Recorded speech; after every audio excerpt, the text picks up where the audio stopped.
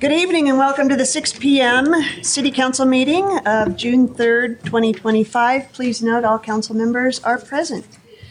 With that, I am going to turn the time over to Vice Chair Heyer to say the Pledge of Allegiance. Yes, if you would please stand if you're able and join me in the pledge. I pledge allegiance to the flag of the United States of America and to the republic for which it stands, one nation, under God, indivisible, with liberty and justice for all. Thank you. If you could please take a moment of silence with me, that would be great.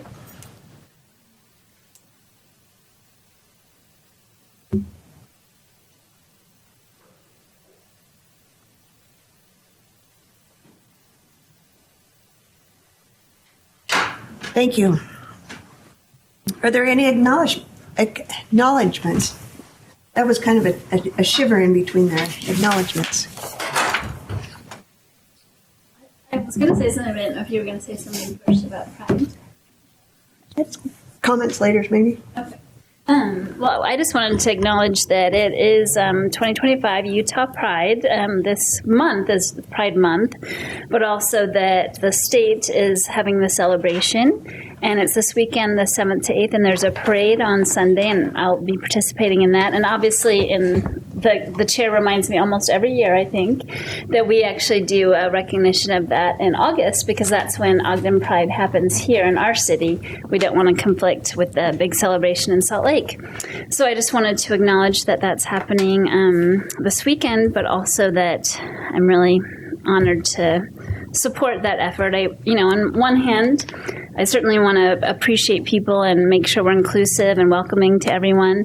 But on the other hand, we also wish that maybe we didn't have to have the month of Pride and celebrate it, because the reason that we do that is it originally started as a protest, and that people were standing up for their rights, and that we want to acknowledge that that's something that people still have to do. So I just wanted to make that comment. Thank you. Thank you. Other acknowledgements? Yeah. From the mayor. Thank you, Chair. I wanted to do an acknowledgement. We've got two important leaders in our chambers today. We have Fire Marshal Kevin Brown and Chief Mike Matthew, and who's not with us but also is deserving recognition is Deputy Chief Shelby Willis. I want to congratulate Shelby Willis for being selected to be the fire chief at Farmington City. It's a loss for Ogden City, but it's a win for Farmington, but it's also indicative of the kind of leadership that we develop in this city and in that department. And I'm also sad to say, but also want to make sure I congratulate Kevin Brown for being promoted outside of our department, unfortunately. But Kevin will be the deputy chief of the Teton County Fire Department. So a big congratulations to Deputy Chief Shelby Willis and also Fire Marshal Kevin Brown, and a big tip of the hat and a sincere appreciation and thanks to Chief Matthew for developing the kind of department that develops leaders, the kind of leaders that other departments turn to when they need leaders. So, Yahoo! Yep. Two big losses for Ogden, two big wins for the world. All right. Thanks, Mayor. Well, those two acknowledgements are unacceptable, and we'll move right along. With that, we have a request to be on the agenda with the Ogden City Youth Council. Brandon Garside. You have to bear with me as I am kind of multitasking here, but thank you, Chair, for the time. As you said, for those who don't know, my name is Brandon Garside. I am the Communications Director for the Ogden City Council, and part of my responsibilities is to run the Ogden City Youth Council. And so the report that we're doing today will be... That's one of the youth council, is it? like it. There we go.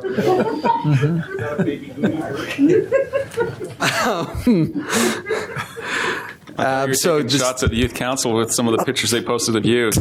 yeah, right.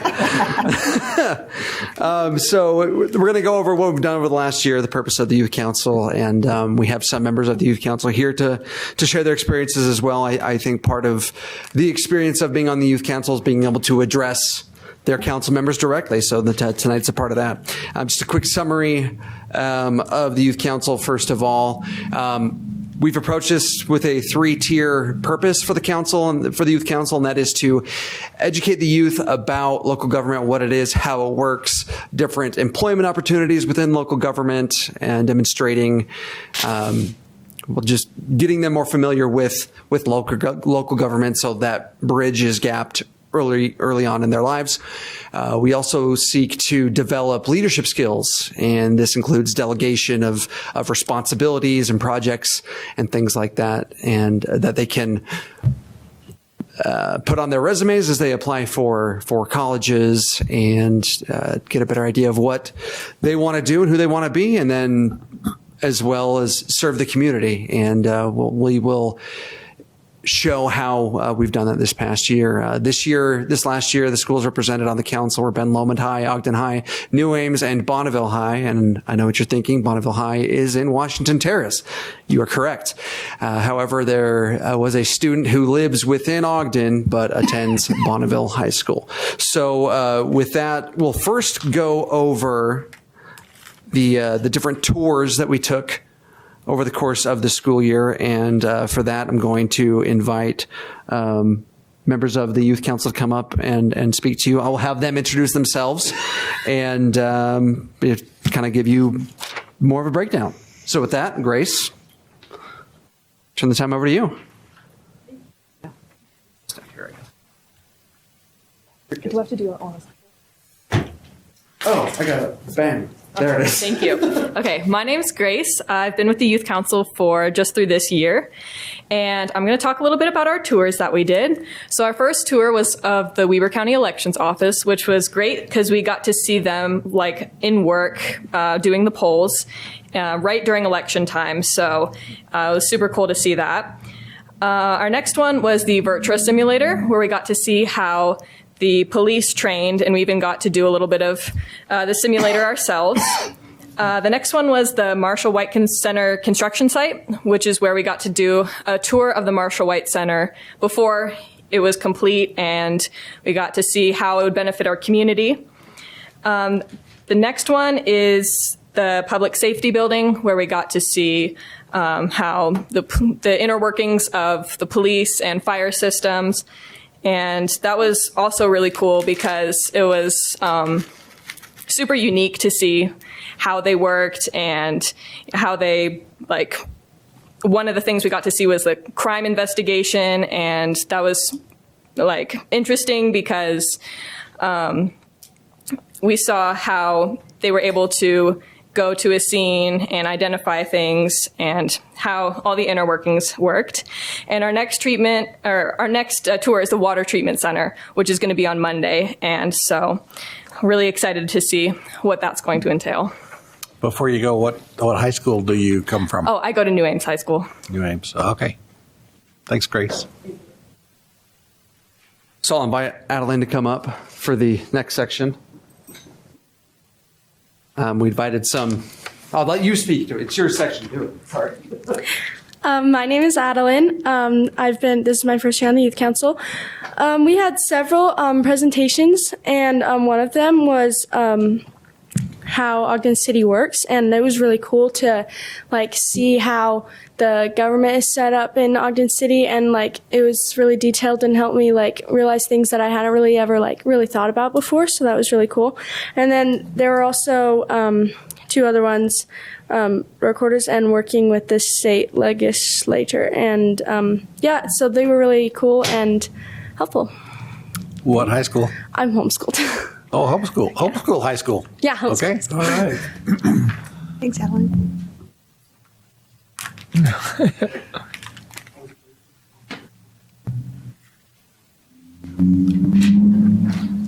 Okay, so next I'm going to talk about our experience at Local Officials Day. So we started out eating breakfast at the Capitol, and we did a little scavenger hunt to go see different rooms in the Capitol as well as how it worked on the inside. And then we went down to the Salt Palace Convention Center, and we got to participate in a mock debate with a bunch of other youth councils from other schools. And then after that, we were in some breakout rooms where we got to see things like how legislature worked, as well as different internships. And then after that, we went to like a lunch where we got to talk to Lieutenant Governor Deidre Henderson, which was really cool. We got to ask her questions and learn more about what she does as well.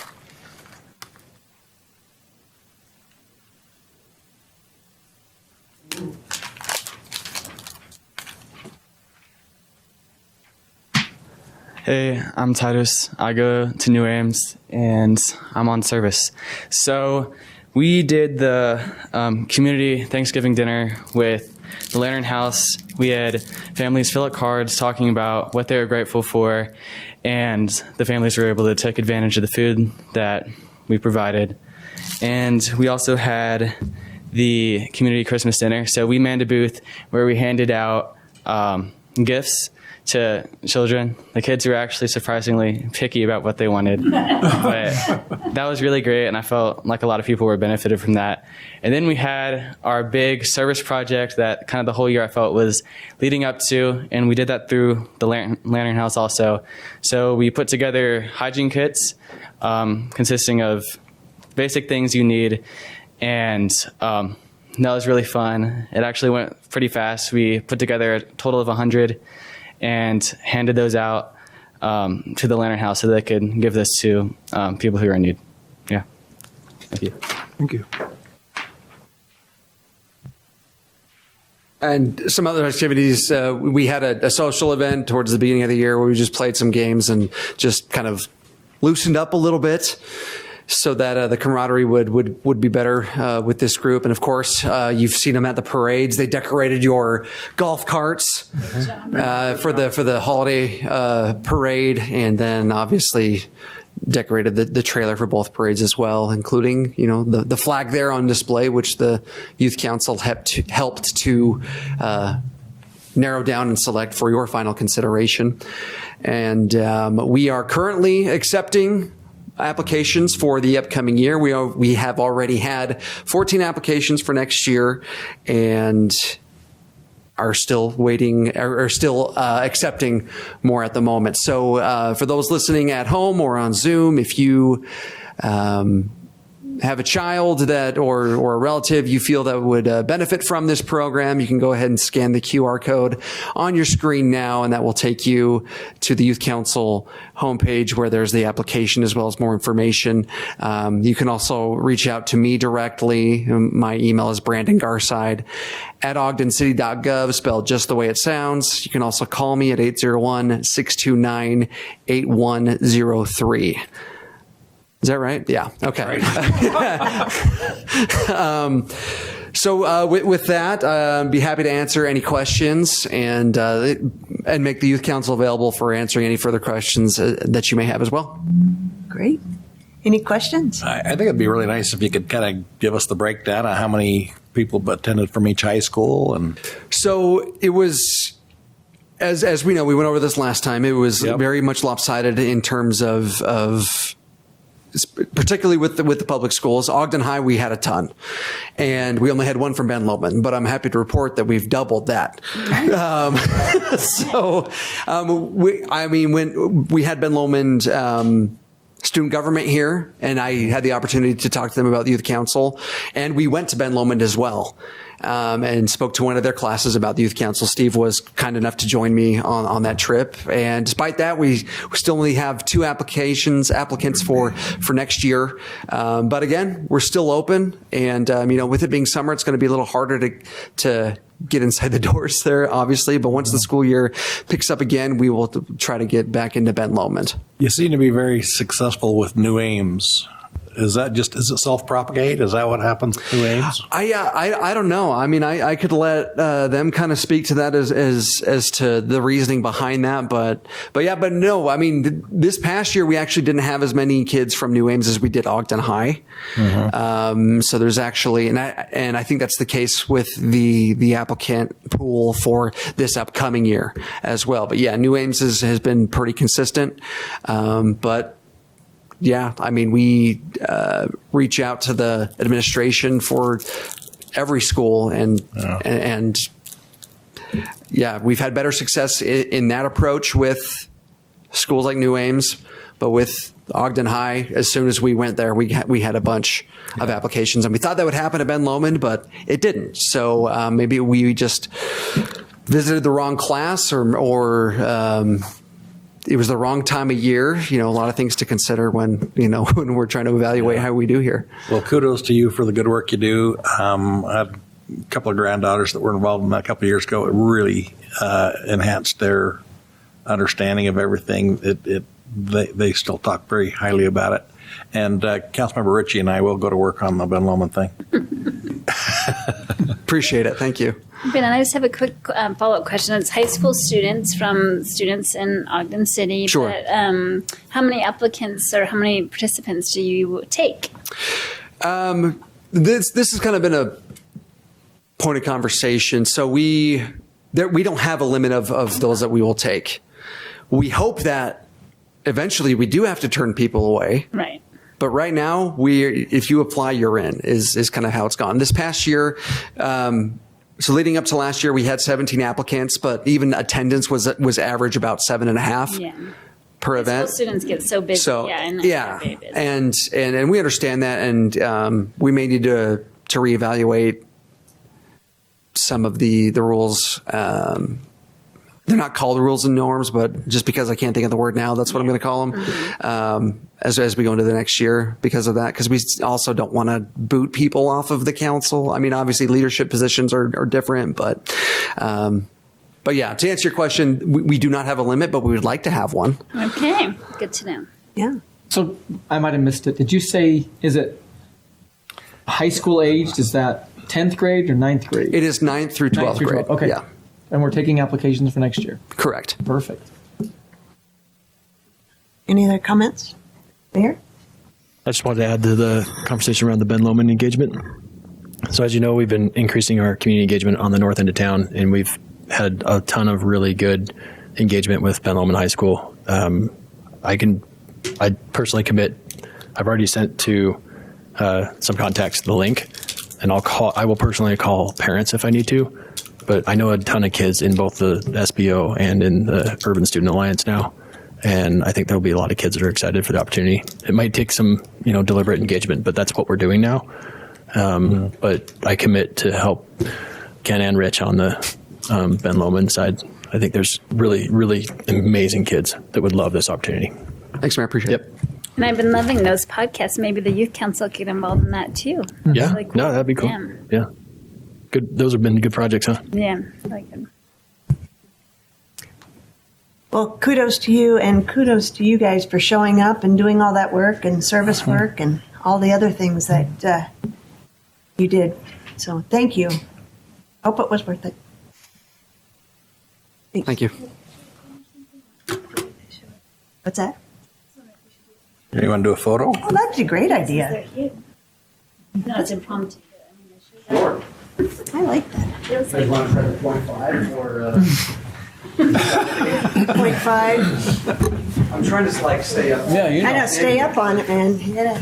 0.5. If anybody could do it, they could. Well, look, we're going to do it, ready? Are you going to get a selfie? We're going to do it just for the kids. Oh, that we're going to try it. For the kids. Just do it for the kids. Okay, but now you do a real one. Because we don't know if the 0.5. Yeah, well, because that one's got his arm in it. And the mayor was. That's a corner of the picture. Just Yeah, exactly. And the mayor was. I do it for Yeah. I'm just going to start going.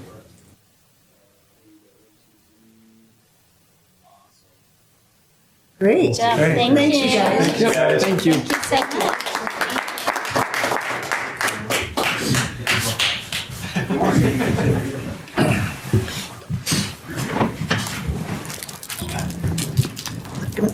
looking at our future council members right there. No, they are.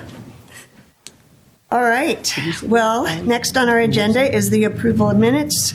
The work session and regular meeting of April 15th, 2025. Councilmember Ritchie. Yes, Chair, I've reviewed those minutes and found them to be accurate, and I would make a motion that we approve those minutes. Second. We have a motion by Councilmember Ritchie. I'll give the second to Councilmember Myers. This is a voice vote. All in favor? Aye. Any opposed? All right, that passes. Next on our agenda is our 4 consent items. We have the proposed executive municipal officer compensation, setting the public hearing for June 17th. We have the proposed enterprise fund transfer, setting the public hearing for June 17th, 2025. The proposed fiscal year 2026-2030 capital improvement plan, setting the public hearing for June 17th, and the proposed salary schedule, setting the public hearing for June 17th as well. Chair, I'd make a motion that we approve the consent items by setting the public hearing for June 17th for all 4 items. Second. We have we've got a motion by Vice Chair Heyer, second by Councilmember Chaburka to set the public hearings for June 17th on those 4 items. This is a voice vote. All in favor? Aye. Any opposed? All right, that passes. Next on our agenda is a public hearing, and it is for the proposed fiscal year 2025-2026 tentative budget. Glenn Symes, how are you? Doing very well, thank you. So thank you for allowing me a few minutes. This is largely the same presentation that you all heard a couple of weeks ago, so I apologize for the redundancy. But for folks who haven't heard it, hopefully this will be helpful. So to just go over what I will be going over, this will be a fairly quick presentation, but we'll touch on some of the budget resources we have, the review schedule, just a high-level budget overview, some personnel changes, quickly touch on the capital improvement projects, and explain what the actions are tonight on the agenda. So as I mentioned a couple of weeks ago, there are a number of great budget resources for folks who want to really dive in and really get to know what is being proposed with the budget, what some of the numbers are, what some of the changes are. So these resources are available. It starts with the proposed budget book, the mayor's presentation from May 6th, the line item budgets, agenda and packet materials, department-specific information, staff presentations, both in council meetings and in work sessions, and then, of course, the audio and video recordings of both the work sessions and the council meetings. So these are the websites that information can be found. I went into a little bit more detail a couple of weeks ago about where specifically on the websites these different elements are, but these are the pages. So the city's main budget page, the agendas and minutes page for the council, and then the council's budget page. So we've got a main city budget page, and we also have a council budget page where we compile some additional information. The one thing I didn't mention a couple of weeks ago was the online budget book. This is a little bit different than what we've done in the past, so this is a little bit easier to navigate. You can go through the different sections, highlight different sections, save different sections without having to go through a 800-page PDF that is a little bit more difficult to go through sometimes. So that is available on the main city budget page. As I mentioned, the line item budgets, these are a great resource for people who really want to track all the expenses and understand all the different funds and the changes over the last couple of years. And I'll plug these again because these are fantastic resources. Look for these significant changes documents. These are on the website. They're in our packet material. These really give a great explanation as to what has changed in each of the funds for this year's budget. So they give a great explanation of the changes and what's happening. So as far as the review, you've had a number of work sessions already. And so for folks who want to dive into a specific department or a specific issue, you can look at the schedule and find out when those department directors presented their budgets and when those discussions took place. So we started on May 13th, continued on May 20th, and then again on the 27th. And of course, last week we also had our budget open house. And so people were able to come and talk to you all and administrative staff about budget topics. We had another work session today, and we'll have another couple of work sessions over the next couple of weeks. These ones in June are more for general discussion. For example, today we talked more about the Schedule A1 changes and other things that you might want to see with the final budget. As far as formal action goes, the council set the public hearing on the tentative budget for tonight. That happened on May 20th. So tonight you will hold the public hearing and then consider adopting the tentative budget with any Schedule A changes. We don't have any Schedule A changes this year, so it would just be what the mayor presented to you. So the tentative budget will be the mayor's proposed budget to you. And then further changes will happen with the Schedule A1, which is the final budget. So you set the public hearing already on the capital improvement plan, the enterprise fund transfers, the executive municipal officers compensation, and the salary schedules. So those all will take place on the 17th. And then the final budget is with this action. If you adopt the tentative budget and set the public hearing, that will set the public hearing for the final budget. Then, of course, as I mentioned on the 17th, there are a couple of public hearings where there's no action. So those first two, the enterprise fund transfers and the executive municipal officers compensation, state code requires that you hold a public hearing, but there's no specific action on those two items. So the changes and proposals that are included in those two items get approved with the final budget. But then you would hold a public hearing and consider adopting the capital improvement plan, the salary schedules, which sets the pay range for all the employees, the final budget, with the Schedule A1 changes, and then that's where you would set the certified tax rate as well. So I mentioned this is a very high-level overview. So this is just a really high-level overview of the different funds and what's proposed with the budget. Again, if people want to get more involved and really dive deeper into those numbers, all those resources are available for people. As far as the significant policies, we've talked about this a little bit so far. We are expected to adopt the county-provided certified tax rate, so we aren't proposing any changes to the certified tax rate. We don't have that number yet. We expect to have that number early next week. So when we get that, we can get a little bit more information and analysis on what that means, how that impacts properties, and how much that changes from last year. Something that was important to the council was to take unused wage and benefit funds and carry that forward, and that has happened with this budget. So there is proposed to be $2 million of that unused wage and benefit funding that is proposed to pay for the compensation and wage and benefits for the upcoming fiscal year. And as far as the financial principles and the budget goals and guidelines, there aren't any significant changes proposed with those. But just a quick overview of what is proposed for personnel. In the proposed budget, there are 3 eliminated positions, 4 added positions for a net total of 700. I told you the wrong number a couple of weeks ago. I told you 698. I had forgotten that we added a couple mid-year. So if this budget is approved, we would have an even number of 700 full-time employees authorized. So it also includes 12 reclassifications, 8 title changes, 2 transfers between departments. And as far as compensation goes, there is a proposed 2.97% cost of living increase for all employees. This is significant because it changes the range for people. So if somebody's topped out in their range, this would actually move their range up.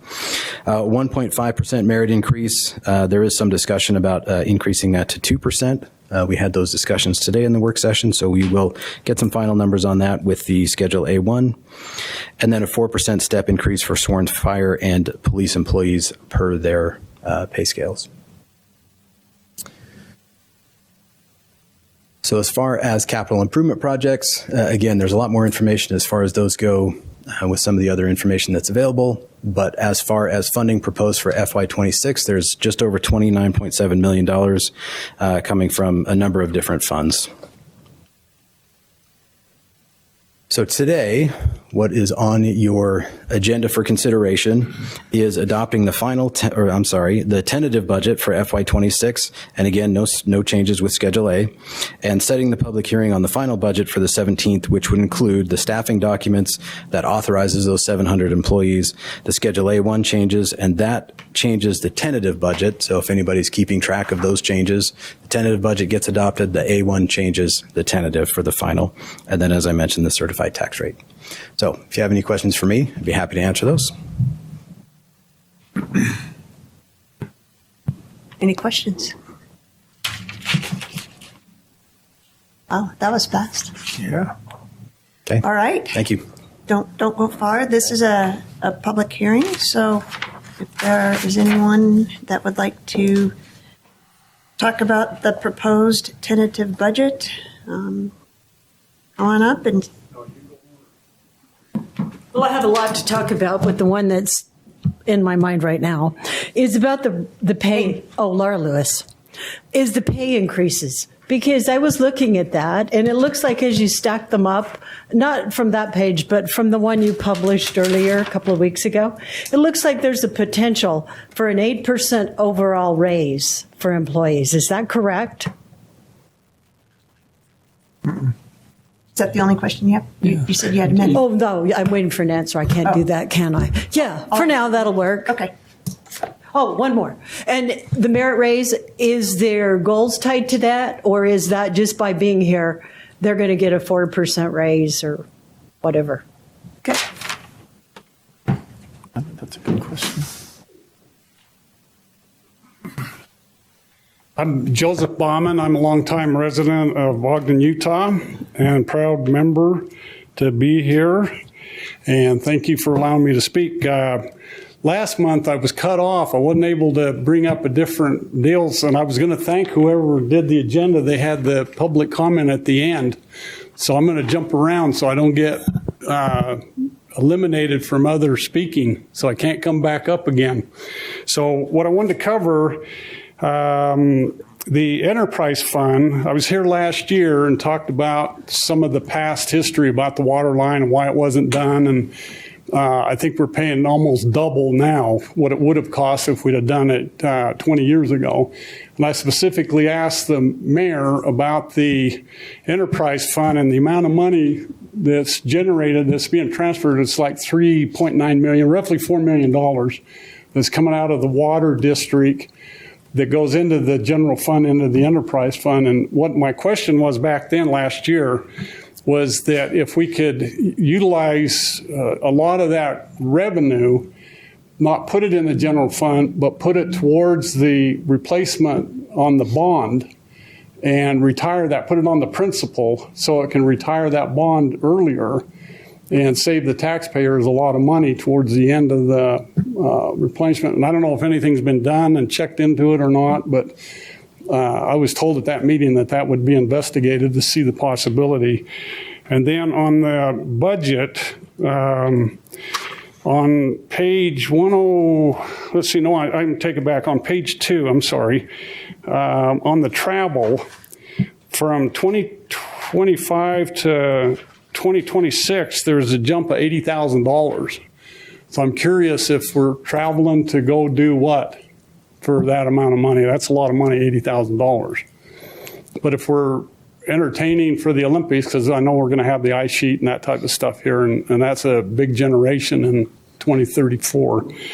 Then on page 102, for the Marshall White Center, there's $237,825 that jumps in the year 2026. And it's allocated for, I can't read my reading. It's in Swahili, it looks like. But it's a line item for, let's see, what is it? Professionalism and tech. So I wonder why that big jump is Marshall White getting new IT type stuff. So that's a question, because that's a huge amount of money to spend for that, to have that as a line item in your budget. Am I done? You are. Oh no, I still have a few other. The haircut allocation on page 242 for the Marshall White. That's a big question mark. $459,000. I get my hair cut once every couple months. So. And it looks good for $249,000. All right. Are there any other questions? I don't see anyone else in the chambers coming up. How about online? All right. Let's. Chair, not seeing any hands or movement. I'd make a motion to close the public hearing on this. Second. All right, motion by Councilmember Ritchie, second by Councilmember Graff to close the public hearing. This is a voice vote. All in favor? Aye. Any opposed? All right. With that, let's try to get some of these questions answered. I think I'm going to try my best to. So, question about pay increases.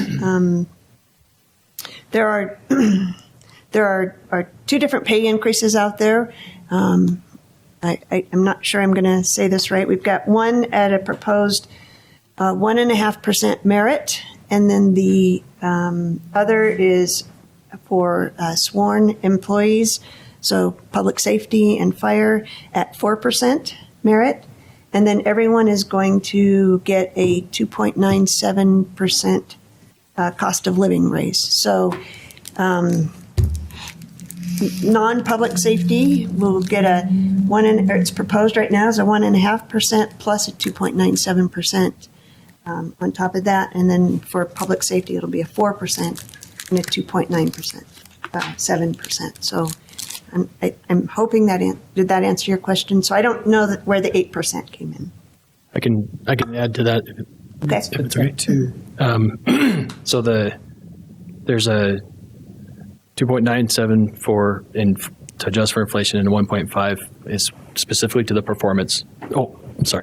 The 1.5% is specifically to the pay for performance, and the question about are they going to get paid just because of their hair, or is it can be truly tied to performance? And the development of all the KPIs is happening every day right now. So we're leading up to every department's leaning in and providing all the data, and we're doing a bunch of data analyses, and we're going to be providing the KPIs for the performance component, key performance indicators for the pay for performance. So we want to make sure it's not a rubber stamp, that it's not an automatic, and just wanted to assure you that work is happening every day. I think that answered your question. Okay. And then I didn't really, so the enterprise fund, we are just working on that. You probably will get a notice that we're going to be transferring money again from the enterprise fund for the water, sewer, and refuse. Yeah. And storm sewer. Thank you. So that will be transferred out of the enterprise fund soon for this year. As far as the individual budget items that you were talking about, I'm sure that the Marshall White Center budget probably doesn't look like last year's budget because Marshall White Center wasn't even open last year.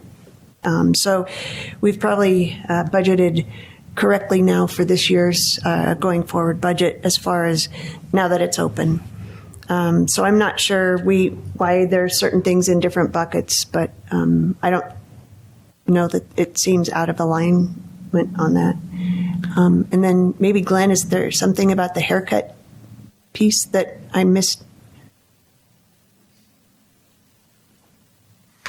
I'd actually have to defer to finance staff as much as we try to memorize those line items. They have them memorized, so maybe I could lean on them to talk about that. Okay.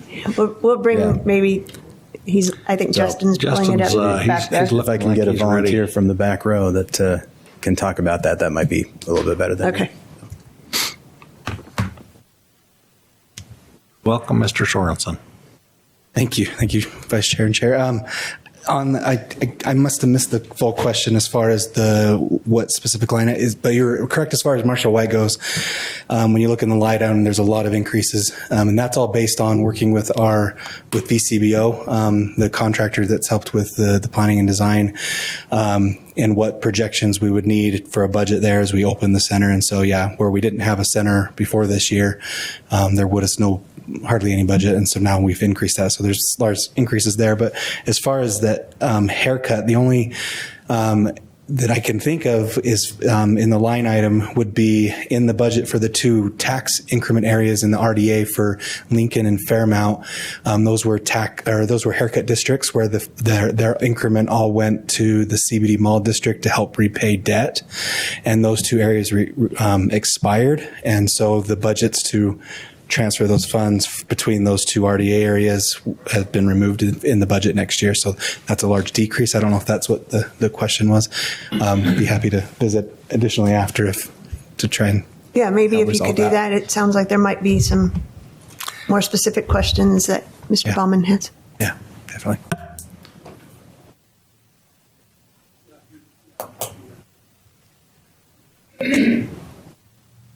Yeah, if you can, okay, that's great, yeah. I'll talk to him after. Good, okay, Ready for a motion? I am. Chair, I would make a motion then that we adopt proposed ordinance 2025-14.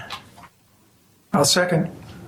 We have a motion by Vice Chair Heyer, second by Councilmember Graff to adopt proposed fiscal year 2025-26 tentative budget.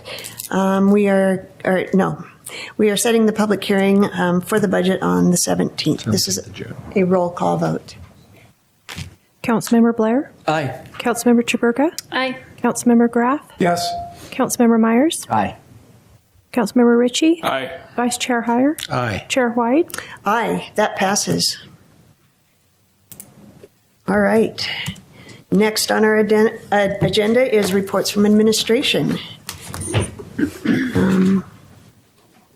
On the proposed hazard environmental conditions amendment. Chair, while he's coming up, can I take just a second? I want to thank the administration. This year, we've done a lot of work together prior to this point. Thank you. People have kind of once have asked, how come you guys aren't fighting? And, like you should. Why aren't you fighting? And we still fight. We just fight earlier and come up with compromises and get to a point where we can all get on the same page. And I want to appreciate I thank the administration for those opportunities. They bring things to us much earlier, and that's why we tend to have more consensus at the end. So just point that out. Yeah. All right. Chair, Council, thanks for having me. Fire Marshal Kevin Brown, and just for the record, I haven't fought with anyone on council for days. So that's not everybody, just you guys fight, right? I'm here tonight to talk about fire restriction ordinance, that we're trying to clean up the ordinance a little bit. The way it's worded now is restrictions are pretty much on or off. If we're in a fire restriction stage, you can have no open flame in certain areas of the city wherever the restriction is located. So it doesn't allow for summertime barbecues or any type of fire pit or that type of thing.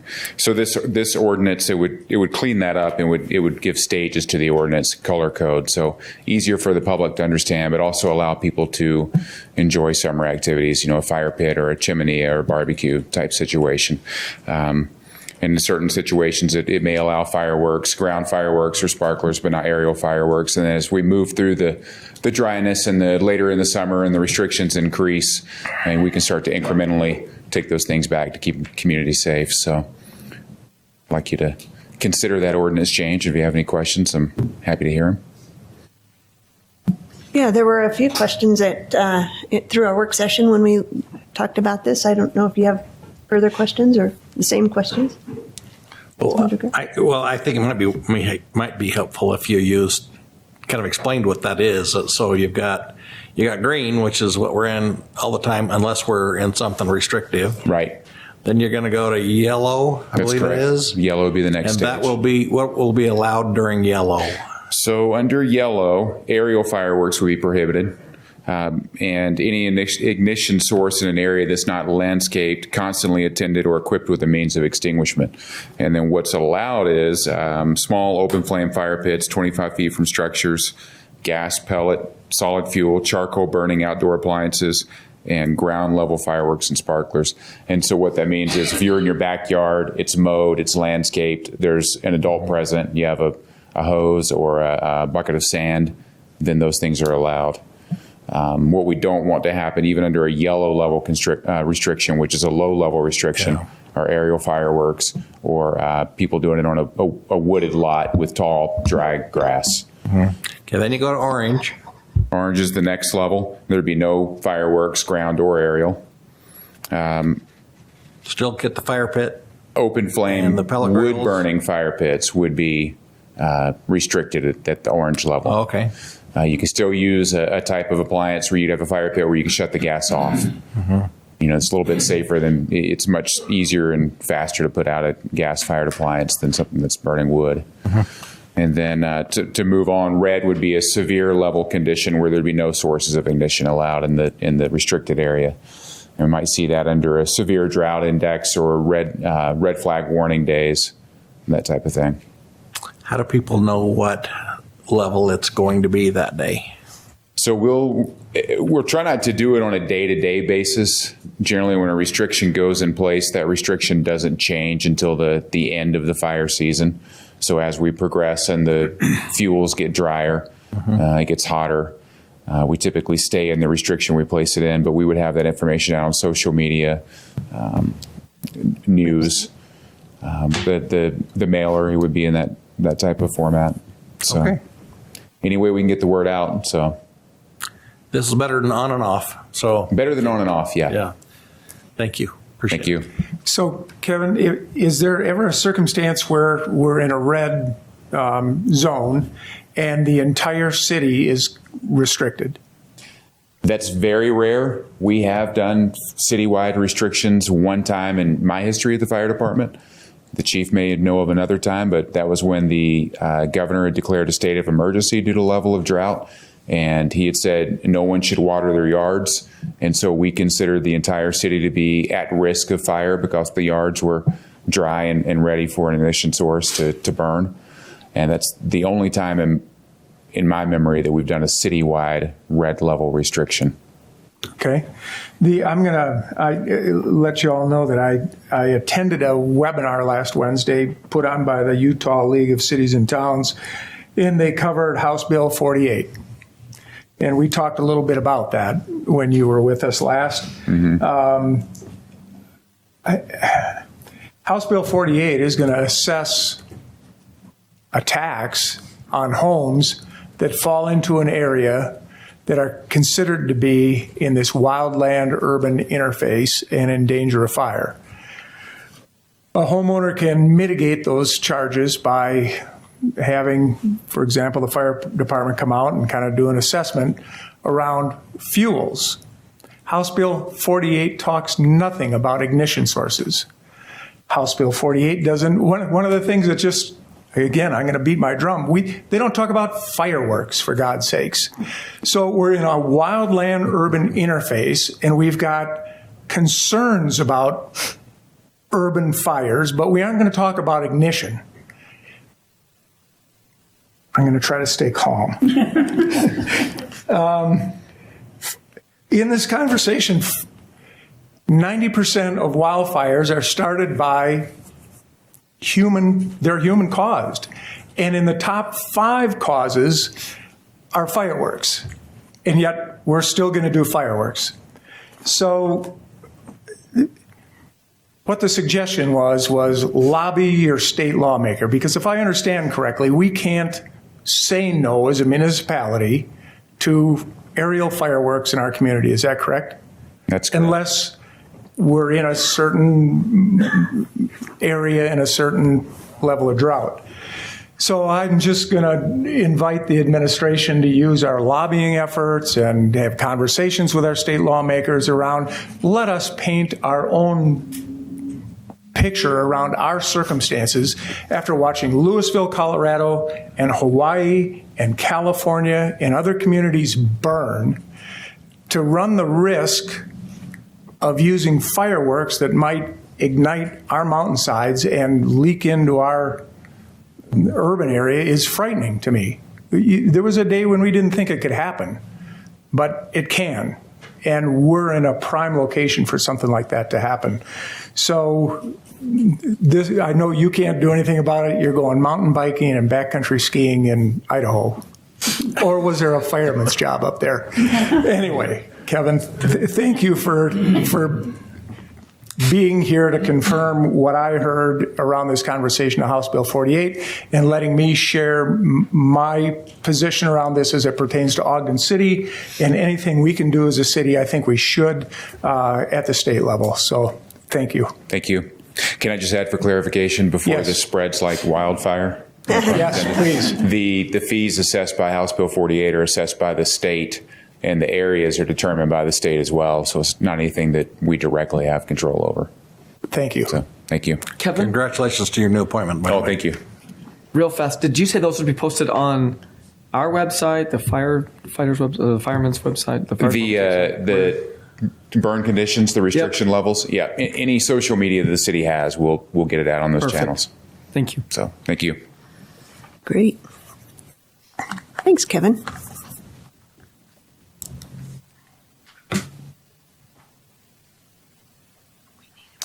Okay, I'll make a motion if you're ready. Yep. I would propose that we adopt ordinance 2025-18, amending section 11-6-3. Second. We have a motion by Vice Chair Heyer, second by Councilmember Blair to adopt proposed hazardous environmental conditions amendment. This is a roll call vote. Councilmember Chaburka? Aye. Councilmember Graff? Aye. Councilmember Myers? Aye. Councilmember Ritchie? Aye. Councilmember Blair? Aye. Vice Chair Heyer? Aye. Chair White? Aye, that passes.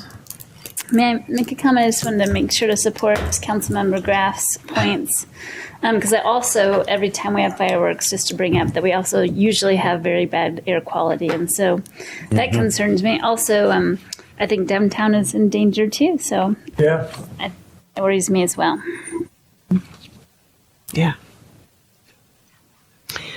All right, next on our agenda is public comments. This is an opportunity to address the council regarding concerns or ideas on any topic. Please come up and state your name, and you'll have 3 minutes. Yes, you can. Please state your name again. Joseph Bauman again, Ogden, Utah, proud member of the city. Thank you for having me again. I thought I was going to be eliminated that first round. But the question I had, to be more specific to the gentleman that came up to address the Marshall White Center, is that on page 242, the haircut allocation to the rec center, that is what I don't understand. I don't know why you'd name a line item haircut. If it's eliminating something, it should be put as a debit or delta or something, but a haircut allocation makes no sense to me, and especially for $459,000. So that I'd like to have that addressed. And then the other item was the budget. And I understand the Marshall White Center, it just came online, but for 2025, there should be some type of a budget, which there wasn't, for the allocation to have the Marshall White Center function from June until December, and then in 2026, and it to go into something different. But to have that as that line item on there, I didn't understand that either, for that professional fees and IT, whatever that is, at 237. But that's what I have. See, I need 4 minutes instead of 3. Thank you for hearing me. All right.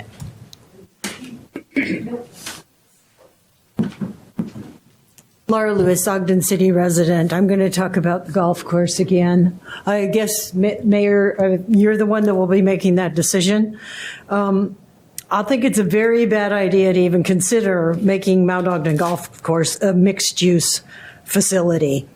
I spent some time up at the golf course this weekend talking to golfers, and I learned some things about golfers' liability. I always assumed if I hit somebody, the golf course was going to cover it, or the residents across the way. That's not always true. The first line, there was a gentleman up there that explained all this to me. That it doesn't work for the city. It was just somebody I talked to. They will, if someone is hit or there's property damage, they go to the golfer first. And that's who they go to. Then the golfer would sue the city. So if you go ahead and do this, you are putting all those golfers at risk for lawsuits if they hit somebody. And I'm not an attorney. I went out online and this seemed to be true. So you have the resources to check that, because everything on the internet, I believe is true, but you may not. Then another one, there was another gentleman that lives up there, and this had never crossed my mind. He's concerned about homeless people moving in there. He says, we already have people living up in the foothills. And he says, you open this up, they will be here, living in here. And I thought, Gad, you're right. That's pretty nice residence up in there. I might take that up. But anyway, that was, I thought, a real valid concern. And then if you do this, right now we have 2,300 signatures of people who want to walk through there. But most people consider this, like myself, trespassing. So we don't go through there. But as soon as you open this up and make it public, the floodgates are going to open. Your traffic is going to, increase exponentially probably up there, because that's a pretty nice walk. And there's already limited parking up there between the park, the pickleball courts, and the golf course. That is packed. So how would you accommodate all this additional traffic and parking requirements along with some sort of improved trail in there? Also, if you open it up, most trails in the foothills have no security. You can ride those trails anytime, day or night. You'll see the little headlights up there all the time, riding around. So how are you going to secure the security of that at night? You can have some, I guess, when the golf course is open. But, I got to hurry. I have a whole lot more to say. Darn it. Okay, next week. She is so funny. Thanks, Laura. All right, let's go online to Heath Sato. Hi, Heath Sato, Ogden resident. First off, even though my friend Laura and I have butted heads over discussing whether there's anything we might be able to do with the golf course, I appreciate her going out there, talking to people, and doing the work of that. It adds to our discussion, and the only other thing I wanted to say tonight was I really appreciate Councilmember Graff's bringing up about the fireworks and staying on top of that, and trying to move the public a little bit towards being a little more sane about our fire situation. And that's all. Thanks. Thanks, Heath. Anyone else? All right. If we could just really quickly, I think, Joseph, the haircut allocation actually is what Justin was talking about, and it's the rec center is actually the Solomon Center, which is in an RDA, and I'm assuming, am I getting a nod back there? And so it might be just because we're mixing rec center with the Marshall White Center, so it probably would be good for you to just quickly talk to him after this, if you don't mind. Okay. But that's my guess. And when you said that, I'm like, that makes a little bit more sense. Chair, I think there was also maybe a little bit of a misunderstanding about our budget year, which goes from July to June instead of calendar year. And so that may be some of the confusion as well about, how those funds are allocated. It's we did a budget amendment this year because the Marshall White Center came online during this fiscal year. And so there were some adjustments, but then what we're talking about for this budget is a full calendar fiscal year. Yeah. Starting next month. Yeah. Yeah. And then thank you, Laura, for your comments, and Heath as well. So, comments from the mayor. Thank you very much. I just wanted to reinforce the haircut thing. I'll let you and Justin have that conversation. There's a good explanation about all of that. The technology IT piece could be related to the software we need to do entry and exit, the software needed to manage memberships. It could be the security cameras, et cetera. I'll let those guys answer that for me as well, if that's all right. I wanted to say I wanted to also recognize the staff. I haven't been here since the opening, so my apologies for my recent absences, but thanks for your understanding. Just wanted to thank the staff that made that event happen and also made the Marshall White Center project happen. I cannot understate how much work went into that by a number of people, but our rec staff and our public services and engineering staff worked their guts out to make it as great as possible. And I just couldn't be more thankful for how much energy they put into it and their hearts and their souls. For the fireworks, good job staying disciplined. You did pretty good, considering how strongly you feel about it. As you know, I also live in the wildland urban interface, have for a long time. In my prior career, I actually was, I worked quite a bit with the state forester, as well as the state fire marshal with Forestry Fire and State Lands. I sat on a committee that helped develop some of the policies around some of the local cooperation that we have for mitigation, which I think could still go a lot further for local cooperation and support. You'll always have my voice in support of local control and local decision making, especially on an issue that is so specific to a local area. I think there are kind of repeat and similar patterns along the wildland urban interface across the Wasatch Front, but not every city has the rivers that run through it and threaten the downtown. Not every city has the same vegetation conditions and uses around the wildland interface, et cetera, et cetera. I always have wanted it and continue to want and will continue to advocate for what you said. And to add on to what Heath said, some additional sanity would be really nice. I almost cursed just now. So it would be really great. I'm with you on that, Heath. For the golf course, for Laura, sorry you ran out of time. If you weren't so if you weren't so funny, maybe you'd have finished, but welcome. That is, you're bringing up all the points that I have to consider when I made the decision that I did. The risk to golfers is very real. Every time I go golfing, which isn't that often, as evidenced by the way I play, but it's also concerning that I'm not in full control of my ball. But I have to be mindful that if something does happen to somebody or something, that does come to me. And that does worry me. It should worry every golfer. And we owe it to them to make sure that we're not putting other people at risk, including them, financially and legally liable.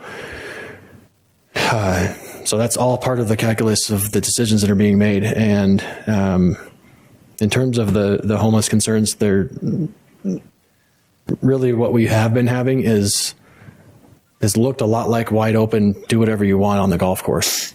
And that has been unacceptable, not just from a golf experience, not just from a risk experience, but from a public access and all manner of reasons, including that, I guess. But I just want to say that we have been engaging with the group that was pushing back. They've been actually super constructive, really helpful.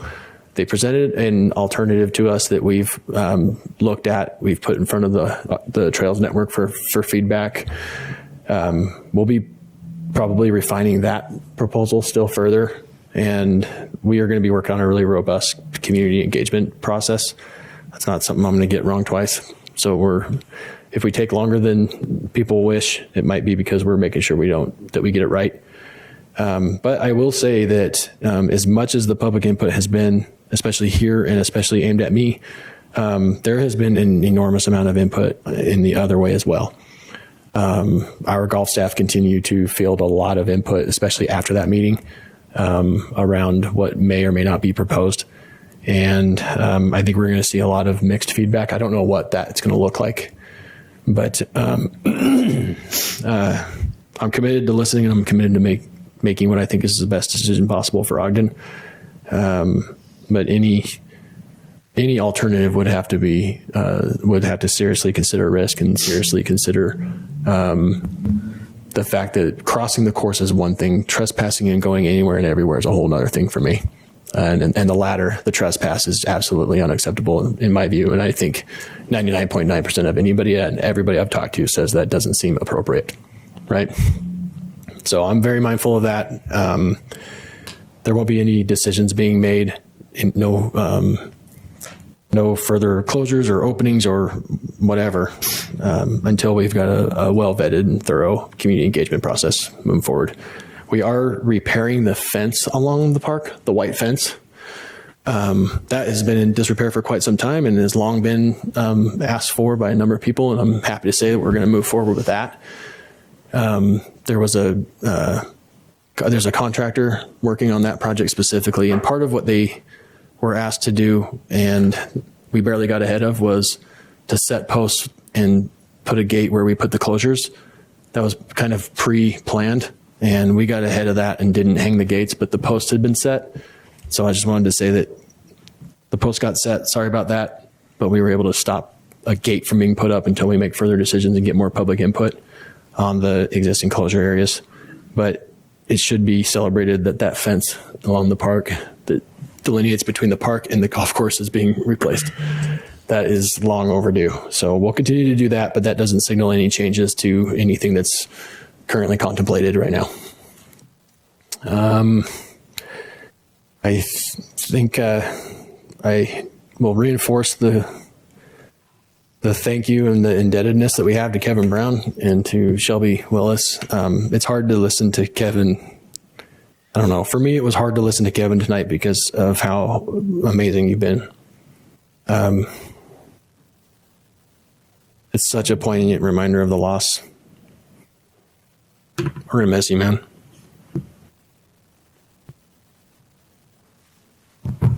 Has he really given his notice? I mean, is there anything? Comments from council members? If you don't mind, I have a couple of quick comments. So I don't get to wear my jacket very often, but I try to wear this jacket and the start of Pride Month. So thank you, Councilmember Chaburka, for starting this. And every year I try to come up with something and talk a little bit about why Pride matters and why Pride matters in Ogden. And I've just recently had somebody ask me, do we really need to like a whole month for Pride? Or why is it always being pushed on us? And I started to think a little bit about trying to give you a little bit more of an analogy of why it's important and why it's important to talk about it. And so I'm going to give you a little bit of perspective on my end. Many of you went to Ben Lomond High School and Ogden High or even Weber State. And we know what that does and what that stands for us to be close to our school and be very prideful of our school and our team. And our neighbors sometimes gather around and they're just super prideful of what our schools are doing. And that kind of community pride is what creates that sense of belonging. And so I know, some of you go all in. We've got checkered ties for the Scots. And I know we have some orange tiger sweatshirts that get worn, and we have a lot of us that wear purple for the Wildcats, and we even have the city help paint during homecoming weekend for the Weber State homecoming. So we're really prideful of what is what we believe in our school and what that school brings to us, and it's that sense of belonging. And I wanted to convey that Pride Month is a very similar sense of belonging. And I know it's sometimes hard because you think that maybe we're asking for something, but we're not. We're just not asking for special favors. We're just asking for fairness and safety and dignity. And it's all in the place that we love and the love to live and call home. And so it's sometimes what we maybe look at as a Pride Month is more about just creating community and making sure that every person, including LGBTQ plus individuals, are feeling a sense of belonging and respect and valued. And the more I thought about it, the more I know, because I'm almost, as many of you know, I'm almost to my 62nd time around this earth. 2 days from now, in case you guys wanted to know that my birthday is on its way. But I know that not everyone sees it the same, and I'm very clear about that. And it could be because of religion, it could be because of culture, it just could be because of politics, and I respect that, and I hope that I have the same respect coming back. And thank you for listening to my rant a little bit tonight. We don't always have to agree on everything, and I think. Maybe it was Rich's grandpa that said, if we were all the same, we would only need one of us or something. That's my dad, yeah. Your dad, okay. Yeah. If we all thought the same, we'd only, all but one of us would be obsolete. Yeah, there we go. But we do have to treat each other with kindness and decency and compassion. And that's what makes community work. And I go even further, and that's what makes Ogden work. And having that kindness and decency and compassion. As I looked up some research today, there's some hard truths, you guys, and 11.8% of our youth today identify as not heterosexual. In Utah, 50%, and I'm talking 50% of LGBTQ youth have considered suicide. 14% of them have actually attempted suicide. These aren't just stats. These are our kids. These are our kids, the 1,338 kids that go to Ben Lomond High School, the 1,128 that go to Ogden High. These are our kids. These are our kids that we know. They're in our schools. They go to church with us. They're our neighbors. They're our friends and our family. And I just... As council members and as community leaders, I think we have a responsibility to stand for belonging and inclusion. And I say inclusion because this isn't about a political issue. This is about the people that live here in Ogden and the people that we know and love. So sometimes as we talk about Pride Month, it's a chance for us to say you belong and thank you that I belong. And no matter who you love and where you want to, or who you want to be with, you're part of our community, and I'm thankful for that. So, pride is important to us. You might show it through checkered ties. Others might show it through tiger sweatshirts and full-on purple suits. But I just want you to know that I show mine with a rainbow, and I wanted to try to give you a perspective on pride is really prideful, and it's prideful for everyone in different ways. And thank you for letting me be part of this community. So thank you. Thank you. That's all I have. Motion to adjourn. All right. Second. We have a motion by Vice Chair Heyer and second by Councilmember Chaburka to adjourn. This is a voice vote. All in favor? Aye. Any opposed? One of these days, somebody's going to say, yes, I want to do this more. It'll never happen.